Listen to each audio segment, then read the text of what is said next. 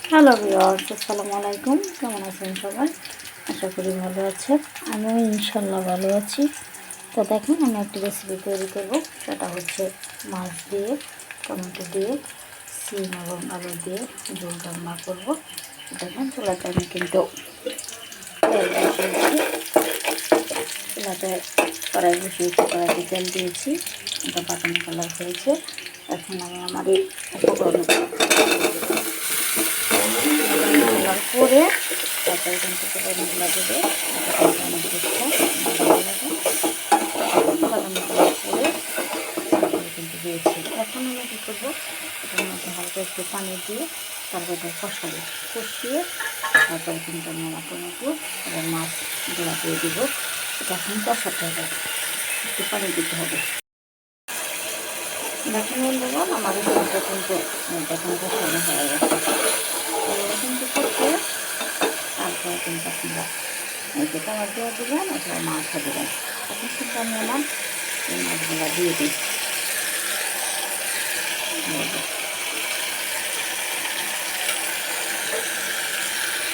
মাছগুলো দিয়ে দিলাম। এটা কষিয়ে তারপরে কিন্তু আপনারা এটা একসাথে মাছগুলো দিয়ে দেবেন। প্লাস সাথে কিন্তু টমেটোগুলো দিয়ে দেবেন। তাহলেই কিন্তু রেসিপিটা টেস্ট হয়। টমেটোগুলো দিয়ে দিলাম। এখন কিন্তু আমি জল দিব। এখন জলটা দিয়ে দিব।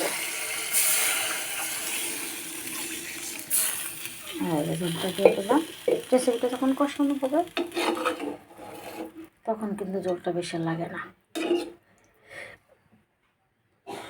এখন এই জন্য কষানো হলে কষিয়ে দিলে সবজিটা আদা সিদ্ধ হয় এবং জলটাও কম লাগে এবং দ্রুত হয়ে যায় আর রেসিপিটা টেস্ট হয়।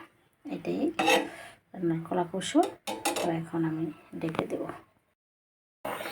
দেখেন বন্ধুগণ, আমার রেসিপিটা কিন্তু প্রায় শেষ অংশে। আমি লবণ টবণ দেখলাম ঠিক আছে, একটু লবণ দিয়ে দিছি। এখন আমি আমার কাঁচামরিচ দিয়ে দিব। কাঁচামরিচগুলো দিয়ে দেবো। শেষ অংশে কিন্তু কাঁচামরিচ দিতে হবে। কাঁচামরিচটা দিয়ে দিব, দিয়ে দিলাম। আর আমি অল্প একটু ধনিয়া পাতাও দিয়ে দিলাম। কাঁচামরিচ আর ধনিয়া পাতা এটা শেষ অংশে দিতে হয়। আর খাটার রস এটাও শেষ অংশে দিতে হয়। দেখেন গরম বাফ লেগে এটা গোলাটি হয়ে যায়।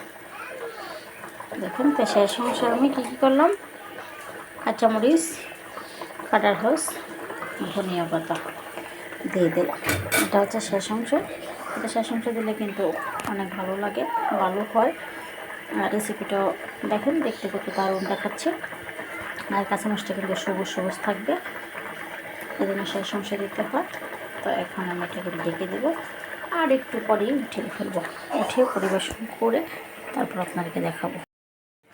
দেখেন বন্ধুগণ, রেসিপিটা কিন্তু হয়ে গেছে। দেখেন কি দারুণ দেখাচ্ছে, কালারটা কি সুন্দর। এটা হচ্ছে অর্ধেকটা বেগুন দিয়েছি, অর্ধেকটা বেগুন, কয়েকটা সিম, কয়েকটা আলু একসাথে দিয়ে রুই মাছ দিয়ে টমেটো দিয়ে ঝোল রান্না করলাম। আসলে আমাদের ঝোল খাইতে হয়, ঝোল খাবারটা দৈনিক একবার হলেও খাইতে হয়। স্বাস্থ্যের জন্য উপকার, কোষ্ঠকাঠিন্য কম হয়। তো এই জন্য ঝোল একবার খেতে হয়। তো প্রথমে আমি রেসিপিটা বসালাম, তারপর কিন্তু আমি ওটা কষানোর পরে ঝোল দিয়ে মাছ দিয়ে টমেটো দিয়ে একসাথে দিয়ে দিলাম। শেষ অংশে তাতে আমি কাঁচামরিচ, ধনিয়া পাতা আর কাঁটা রসটা দিয়ে দিলাম। শেষ অংশে কারণে দিলাম, শেষ অংশে দিলে এগুলোর সেন্ট তরকারিতে যায়, থাকে এবং সুন্দর দেখায়। এই জন্য শেষ অংশে দিয়েছি। আর শেষ অংশে আপনারাও দিবেন, দিলে শেষ অংশে দিলে ভালো হয়। এটা হচ্ছে কথা।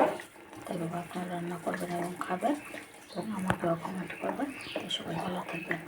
আল্লাহ হাফিজ। সবাইকে ধন্যবাদ।